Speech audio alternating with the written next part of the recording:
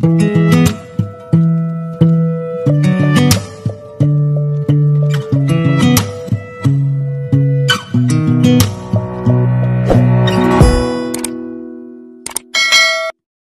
guys, for this video magluto tayo ng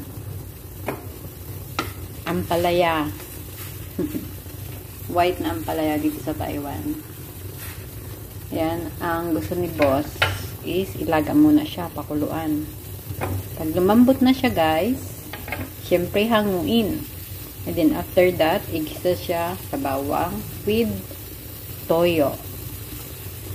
And then lagyan mo na rin ng konting oyster sauce para medyo masarap ang lasa. So, for now, yan muna ang gagawin natin. Pakuluan hanggang sa lumambot. Ayan. Okay, so yung bawang. Natin ilagay yung nilaga natin na ampalaya. Pinakuluan.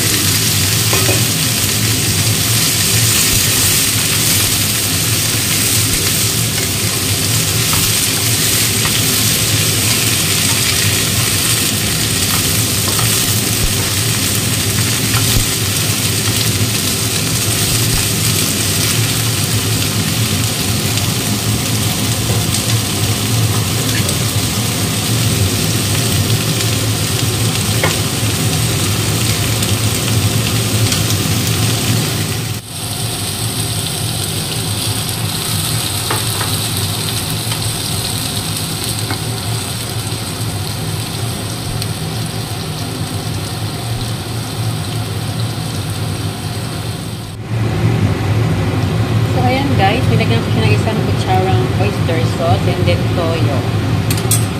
Siyan siya. Adobong ampalaya. Masarap siya guys.